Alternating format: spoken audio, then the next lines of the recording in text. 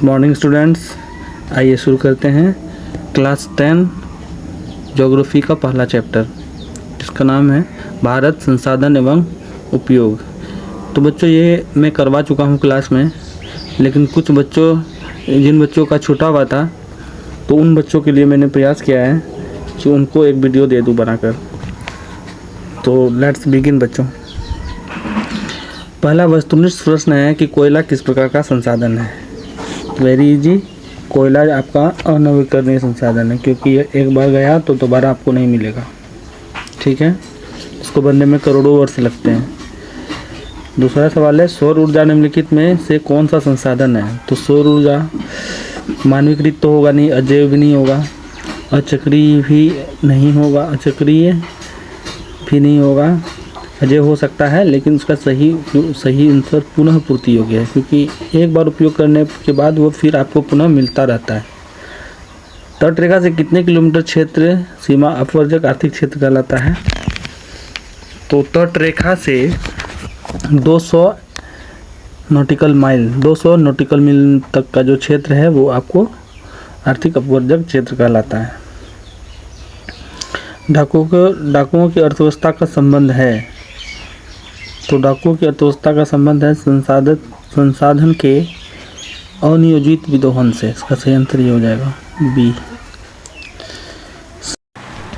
तो बच्चों पांचवा सवाल है कि समुद्री क्षेत्र में राजनीतिक सीमा के कितने किलोमीटर क्षेत्र तक राष्ट्रीय संपदा निहित है।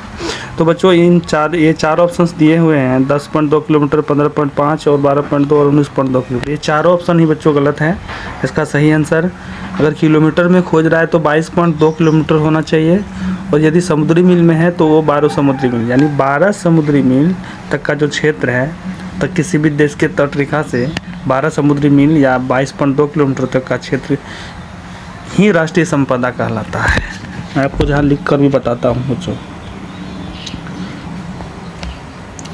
12 समुद्री मील। तो 12 समुद्री मील ये रहा, 12 समुद्री, ठीक से लिख नहीं पा रहा हूँ, सॉरी बच्चों, थोड़ा काम नहीं कर रहा मेरा उंगली। 12 समुद्री मील, ठीक है, या नहीं तो किलोमीटर में अगर खोजा जा रहा है तो सही आंसर है 12 समुद्री मील को जब आप किलोमीटर में बदलते हैं, कन्वर्ट करते हैं, तो वो आता है 22.2 किलोमीटर। ठीक है, तो ये चारों ऑप्शन से यहाँ गलत हैं, आप इस चीज़ को ध्यान में रखिएगा। ठीक है, अब मूव करते हैं बच्चों लघु उत्तरीय प्रश्नोत्तर के ओर। पहला सवाल है कि संसाधन को परिभाषित कीजिए। संसाधन वे प्राकृतिक या मानव निर्मित वस्तुएं हैं जो मानवीय आवश्यकताओं की पूर्ति में सहायक होती हैं, जैसे जल, खनिज, भूमि, वायु, ऊर्जा स्रोत एवं मानव श्रम। नेक्स्ट है संभावी एवं संचित कोष संसाधन में अंतर स्पष्ट करें। तो संभावी संसाधन वे होते हैं जो उपलब्ध तो हैं परंतु वर्तमान में उपयोग नहीं किए जाते या सीमित उपयोग शुरू हुआ है। आप यूँ कह सकते हैं कि जिनका उपयोग अभी सीमित स्तर पर शुरू हुआ है, जबकि संचित कोष संसाधन वे हैं जिन्हें उपलब्ध तकनीक के आधार पर प्रयोग में लाया जा सकता है, किंतु उन्हें भविष्य में उपयोग के उद्देश्य से इनका तत्काल उपयोग प्रारंभ नहीं हुआ है। संभावी में उदाहरण कि हिमालयी क्षेत्र में खनिज का उत्खनन, राजस्थान और गुजरात में पवन और सौर ऊर्जा की असीम संभावनाएं हैं, परंतु सही रूप से इसका विकास नहीं हो पाया है। संचित कोष संसाधन का उदाहरण है नदी जल से विद्युत उत्पन्न करना। बच्चों ये आपको यह ध्यान में रखना होगा कि संभावी और संचित कोष संसाधन में ज़्यादा अंतर नहीं है, बहुत मेजर सा अंतर है कि संभावी संसाधन उपलब्ध तो हैं पर उनका उपयोग ना के बराबर शुरू किया गया है या सीमित स्तर पर शुरू किया गया है। जैसे आप इसको उदाहरण द्वारा भी समझ सकते हैं कि राजस्थान और गुजरात में पवन और सौर ऊर्जा की असीम संभावनाएं हैं, परंतु अभी ट्रायल बेसिस पर वहाँ सीमित स्तर पर उसका शुरू किया गया है, इनका विकास अभी हो नहीं पाया है ठीक से। वही संचित कोष संसाधन में संसाधन को उपयोग करने के सारे तकनीक उपलब्ध हैं, लेकिन उनका उपयोग अभी शुरू ही नहीं किया गया है, क्योंकि उनको भविष्य में आगामी पीढ़ियों के लिए बचा कर रखा गया है। बस यही एक हल्का सा अंतर है दोनों में। आगे बढ़ते बच्चों की संसाधन संरक्षण की उपयोगिता को लिखिए। संसाधन संरक्षण आवश्यक है ताकि प्राकृतिक संतुलन बनी रहे, भावी पीढ़ियों को भी संसाधनों का लाभ मिले और अनावश्यक दोहन से पर्यावरणीय संकट उत्पन्न न हो। नेक्स्ट बच्चों, चौथा क्वेश्चन है, संसाधन निर्माण में तकनीक की क्या भूमिका है, स्पष्ट कीजिए। तकनीक संसाधनों के खोज, दोहन, प्रसंस्करण और पुनर्चक्रण को अधिक प्रभावी बनाती है, जिससे संसाधनों का अधिकतम उपयोग और नवाचार संभव हो पाता है। नवाचार का अर्थ है नई तरीका या नया सोच। आइए बढ़ते बच्चों दीर्घ उत्तरीय प्रश्न की ओर कि संसाधन के विकास में सतत विकास की अवधारणा की व्याख्या कीजिए। सतत विकास संसाधनों के उपयोग की वह प्रक्रिया है जिसमें वर्तमान पीढ़ी की आवश्यकताओं की पूर्ति इस प्रकार की जाती है कि भविष्य की पीढ़ियों की ज़रूरतें भी प्रभावित न हो। यह आर्थिक प्रगति, पर्यावरणीय संरक्षण और सामाजिक समावेशन के संतुलन पर आधारित हो।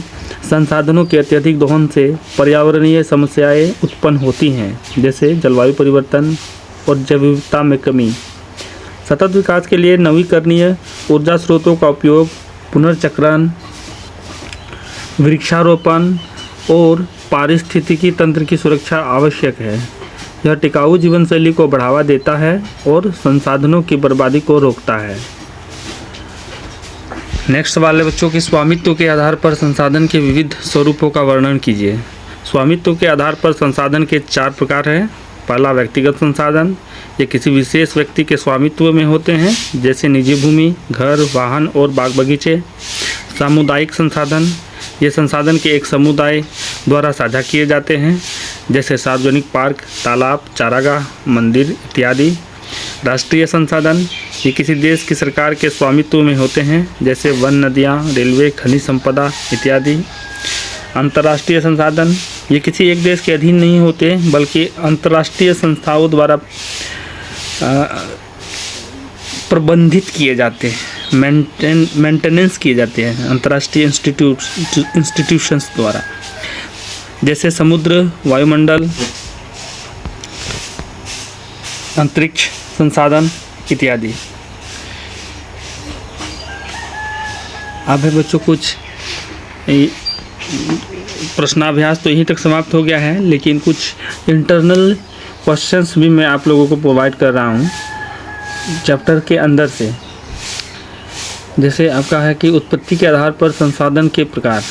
तो उत्पत्ति के आधार पर 2 हैं, जैव संसाधन, अजैव संसाधन। जैव संसाधन जीवित संसाधनों को जैव संसाधन कहते हैं, जैसे मनुष्य, वनस्पति, मत्स्य, पशुधन इत्यादि। अजैव संसाधन निर्जीव संसाधनों को अजैव संसाधन कहते हैं, जैसे वायु, मिट्टी, धातु, खनिज, पहाड़ एटसेट्रा। उपयोगिता के आधार पर संसाधन के प्रकार। तो उपयोगिता के आधार पर आपका नवीकरणीय संसाधन, वैसे संसाधन जिन्हें भौतिक, रासायनिक प्रक्रिया या यांत्रिक प्रक्रिया द्वारा नवीकृत या पुनः प्राप्त किए जा सकते हैं, जैसे सौर ऊर्जा, विद्युत ऊर्जा, जल, पवन ऊर्जा, वन एवं वन्य प्राणी। और नवीकरणीय संसाधन ऐसे संसाधनों को बनने में लंबा समय लगता है, एक बार खत्म होने पर दोबारा प्राप्त करने में करोड़ों वर्ष लगते हैं, अतः यह अचक्रीय है, जैसे कोयला, पेट्रोलियम, प्राकृतिक गैस आदि। विकास के स्तर पर संसाधनों के प्रकार। विकसित संसाधन, ये संसाधन वे हैं जिन्हें पहचान लिया गया है और वर्तमान तकनीक तथा आर्थिक साधनों से उपयोग में लाया जा रहा है, जैसे कोयला, लोहा, कृषि योग्य भूमि इत्यादि। संभाव्य संसाधन, ये संसाधन किसी क्षेत्र में उपलब्ध तो हैं, लेकिन अभी तक उनका पूरी तरीके से उपयोग नहीं हो पाया है, जैसे राजस्थान और गुजरात में पवन और सौर ऊर्जा की असीम संभावनाएं हैं, लेकिन अभी बहुत सीमित स्तर पर इसका उपयोग हो रहा है। भंडार, जिसको आप संग्रहित संसाधन भी कह सकते हैं, ये संसाधन प्रकृति में मौजूद हैं, परंतु तकनीकी जानकारी के अभाव में उनका प्रयोग नहीं किया जा सकता, जैसे हाइड्रोजन गैस से ऊर्जा प्राप्त करना। आप देखेंगे हाइड्रोजन और ऑक्सीजन गैस को मिलाकर भी जल प्राप्त किया जा सकता है, लेकिन अभी हमारे पास वो उपलब्ध तकनीकी की जानकारी का अभाव होने की वजह से यह भी शुरुआत नहीं हो सका है। संचित कोश संसाधन, ये संसाधन ज्ञात हैं और तकनीकी रूप से भी उपलब्ध भी हैं, परंतु भविष्य की आवश्यकता के लिए इन्हें सुरक्षित रखा गया है, जैसे जल संसाधन के कुछ हिस्से। संसाधन नियोजन क्या है? संसाधन नियोजन एक ऐसी प्रक्रिया है जिसके अंतर्गत उपलब्ध संसाधनों की पहचान, उनका मूल्यांकन और उचित उपयोग की योजना बनाई जाती है ताकि उनका संतुलन और टिकाऊ तरीके से दोहन किया जा सके। अब यह क्यों ज़रूरी है? कि संसाधनों का असमान वितरण है। कुछ क्षेत्रों में अत्यधिक दोहन हो रहा है तो कुछ क्षेत्रों में उपयोग नहीं हो रहा है। भविष्य की पीढ़ियों के लिए संसाधनों का संरक्षण जरूरी है पर्यावरणीय संतुलन बनाए रखने के लिए। भारत में संसाधन का महत्व। भारत एक विशाल और विविधतापूर्ण देश है जहां कुछ राज्य जैसे पंजाब और हरियाणा जल और भूमि से समृद्ध हैं, जबकि राजस्थान में इसका अभाव है। इसके अलावा जनसंख्या का दबाव, तीव्र औद्योगिकरण और शहरीकरण संसाधनों पर बोझ बढ़ा रहे हैं। ऐसे में संसाधन नियोजन भारत के लिए ज़रूरी है ताकि विकास संतुलित हो, क्षेत्रीय असमानता कम हो और सतत विकास सुनिश्चित किया जा सके। संसाधन संरक्षण। संसाधन संरक्षण का अर्थ है प्राकृतिक संसाधनों का विवेकपूर्ण उपयोग करना ताकि वे लंबे समय तक उपलब्ध रह सके और भविष्य की पीढ़ियां भी उसका लाभ उठा सकें। आज के समय में संसाधनों का अत्यधिक और अनियंत्रित दोहन हो रहा है, जिससे पर्यावरणीय असंतुलन, प्रदूषण और जलवायु परिवर्तन जैसी समस्याएं उत्पन्न हो रही हैं। जल, मिट्टी, खनिज, वन और सौर ऊर्जा जल, मिट्टी, खनिज, वन और ऊर्जा जैसे संसाधनों को संरक्षित करना अत्यंत आवश्यक है। इसके लिए पुनः उपयोग, पुनर्चक्रण, सतत कृषि, ऊर्जा बचत और जन जागरूकता जैसे उपाय अपनाने चाहिए। संसाधन संरक्षण सतत विकास की आधारशिला है। यहाँ तक बच्चों आपका सारा इंटरनल क्वेश्चंस हो चुके हैं। अब बारी है कुछ ऑब्जेक्टिव क्वेश्चंस की। तो ऑब्जेक्टिव के लिए ये सारे बड़े इम्पोर्टेंट रोल प्ले कर सकते हैं। जैसे संसाधन होते नहीं संसाधन बनते हैं, ये किसका कथन है? कई बार परीक्षा में पूछा भी जा चुका है ये प्रश्न। तो ये बच्चों जिम्बरमैन का कथन है। पर्यावरण, संसाधन, प्रौद्योगिकी एवं संस्थाओं के बीच अंतर संबंध स्थापित कौन करता है? तो बच्चों आंसर है मनुष्य। तट से कितने किलोमीटर तक का क्षेत्र राष्ट्रीय संसाधन कहलाता है? वेरी इजी, 12 समुद्री मील या 22.2 किलोमीटर। तट रेखा से कितना समुद्री मील तक का क्षेत्र आर्थिक अपवर्जक क्षेत्र कहलाता है? आर्थिक अपवर्जक क्षेत्र एक्सक्लूसिव इकोनॉमिक जोन EEZ। तो बच्चों 200 नॉटिकल माइल यानी 200 NM या 200 समुद्री मील तक का क्षेत्र आपका आर्थिक अपवर्जक क्षेत्र कहलाता है तट रेखा से। अगर किलोमीटर में आप इसे बदलिएगा तो 370 किलोमीटर लगभग ये होता है। किन राज्यों में पवन और सौर ऊर्जा की असीम संभावनाएं हैं? वेरी इजी, राजस्थान या गुजरात में। भुज किस राज्य में है? तो भुज गुजरात में बच्चों, जहाँ भूकंप भी आया था। बिहार किन खनिज का धनी है? तो बिहार में आपको चूना पत्थर और पायराइट खनिज मिलेंगे, कि बिहार मैदानी क्षेत्र में है तो खनिज का अभाव रहता है, क्योंकि खनिज के लिए पठारी और पर्वतीय क्षेत्र अधिक फेमस है। पठारी क्षेत्र तो खनिज के धनी हैं। कौन सा राज्य सांस्कृतिक संसाधन का धनी है? तो लद्दाख है। हमारे पास पेट भरने के लिए बहुत कुछ है लेकिन पेटी भरने के लिए कुछ नहीं। किनका कथन था? ये महान आत्मा महात्मा जी का कथन था, महात्मा गांधी जी का। और नर्मदा बचाओ अभियान संबंधित है मेधा पाटेकर जी से। चिपको आंदोलन संबंधित है सुंदरलाल बहुगुणा से। वर्षा जल संचय संबंधित है संदीप पांडे से।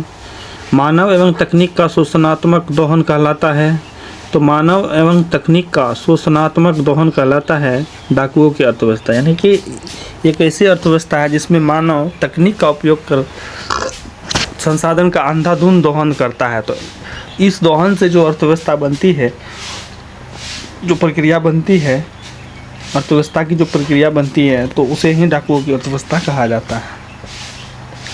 अगला बच्चों पर्यावरण संरक्षण। तो पर्यावरण संरक्षण पर सर्वप्रथम पर्यावरण संरक्षण पर प्रथम विश्व शिखर सम्मेलन 1972 में स्टॉकहोम में हुआ था। इस सम्मेलन में 5 जून को पर्यावरण दिवस घोषित किया गया। स्वीडन की राजधानी स्टॉकहोम यानी स्टॉकहोम स्वीडन में स्थित है। संसाधन संरक्षण। सर्वप्रथम संसाधन संरक्षण पर चर्चा करते हैं बच्चों। सर्वप्रथम क्लब ऑफ रोम ने इसकी वकालत की। इसके बाद सुमेसर ने स्मॉल इज ब्यूटीफुल नामक किताब में गांधी जी के विचारों को प्रकाशित किया। 1987 ईस्वी में ब्रंटलैंड आयोग ने संसाधन संरक्षण पर प्रतिवेदन प्रस्तुत किया। इसमें संसाधन संरक्षण के साथ साथ सतत विकास की अवधारणा पर भी बल दिया गया है। इसी रिपोर्ट को बाद में हमारा साझा भविष्य आवर कॉमन फ्यूचर शीर्षक के दस्तावेज के रूप में प्रकाशित किया गया है। प्रथम पृथ्वी सम्मेलन आयोजन 3 से 14 जून 1992 में ब्राज़ील के रियो डी जेनेरो शहर में हुआ था। 178 देशों ने हिस्सा लिया। ग्लोबल वार्मिंग, वन संरक्षण, जैव विविधता कार्यक्रम 21 पर समझौता किया गया। ये कार्यक्रम 21 या एजेंडा 21 क्या है बच्चों? पर्यावरण और विकास पर संयुक्त राष्ट्र सम्मेलन के तत्वाधान में प्रथम पृथ्वी सम्मेलन में सतत विकास को प्राप्त करने के लिए 21 कार्यक्रम को स्वीकृत किया गया था। इसी का नाम है एजेंडा 21। एजेंडा 21 और कुछ नहीं, ये सतत विकास को प्राप्त करने के लिए प्रथम पृथ्वी सम्मेलन में जो एक समझौता या एक कार्यक्रम को स्वीकृत किया गया, वो 21 पॉइंट वाले कार्यक्रम को स्वीकृत किया गया, उसे ही कार्यक्रम 21 कहते हैं। द्वितीय पृथ्वी सम्मेलन आपका 23 से 27 जून 1997 को अमेरिका के न्यूयॉर्क में हुआ। इसे ही +5 सम्मेलन भी कहा जाता है, क्योंकि 1992 में जो पहला पृथ्वी सम्मेलन हुआ था, ठीक उसके 5 साल बाद यानी 1997 में द्वितीय पृथ्वी सम्मेलन होता है। और चूँकि 5 साल बाद होता है, इसलिए ही इसे +5 सम्मेलन भी कहा जाता है। क्योटो सम्मेलन बच्चों, क्योटो जापान में स्थित है। दिसंबर 1997 जापान के क्योटो शहर में 6 ग्रीन हाउस गैस को ग्लोबल वार्मिंग के लिए जिम्मेदार मानते हुए इसके कटौती पर सहमति बनी। सभी देशों ने 6 ग्रीन हाउस गैसों की कटौती पर अपनी सहमति रखी। ये 6 ग्रीन हाउस गैस है बच्चों, कार्बन डाइऑक्साइड है, nitrous oxide, HFC hydrofluorocarbon, PFCS पर fluorocarbon, SF6 sulphur hexafluoride, CH4 methane gas. ये 6 जो गैस हैं ये ग्रीन हाउस गैस है बच्चों। ये पृथ्वी के सतह के तापमान को बढ़ाने के लिए जिम्मेदार है। ग्लोबल वार्मिंग के लिए, वैश्विक तापन के लिए इन्हें जिम्मेदार माना जाता है। और ये जो गैस हैं इनका नाम ग्रीन हाउस गैस इसलिए पड़ा है। इस सम्मेलन को ग्रीन हाउस सम्मेलन भी कहा जाता है, यानी कि जो क्योटो सम्मेलन है इसे ही हम लोग ग्रीन हाउस सम्मेलन भी कहते हैं, क्योंकि इसी सम्मेलन में ग्रीन हाउस गैसों की कटौती पर सहमति बनी और यह माना गया कि ग्लोबल वार्मिंग के लिए ये ग्रीन हाउस गैसें ही जिम्मेदार, ये 6 जो ग्रीन हाउस गैसें हैं ये ही जिम्मेदार हैं। अगला है बच्चों मॉन्ट्रियल सम्मेलन। तो मॉन्ट्रियल सम्मेलन 1987 में कनाडा के मॉन्ट्रियल शहर में आयोजित किया हुआ था। यह ओजोन परत क्षरण को रोकने के लिए सम्मेलन था। तृतीय पृथ्वी सम्मेलन 2002 में दक्षिण अफ्रीका के जोहान्सबर्ग शहर में आयोजित किया गया था। और समुद्री मील, एक समुद्री मील वो होता है 1.852 किलोमीटर के बराबर। एक समुद्री मील जो होता है वो 1.852 किलोमीटर के बराबर होता है। आप आराम से समुद्री मील को किलोमीटर में बदल सकते हैं। तो ये था बच्चों आज का क्लास। आई होप आपको अच्छा लगा होगा और मिलते हैं फिर नेक्स्ट क्लास में। तब तक आप लोग इसका नोट्स बनाकर रेडी रखिए। Thanks, bye bye.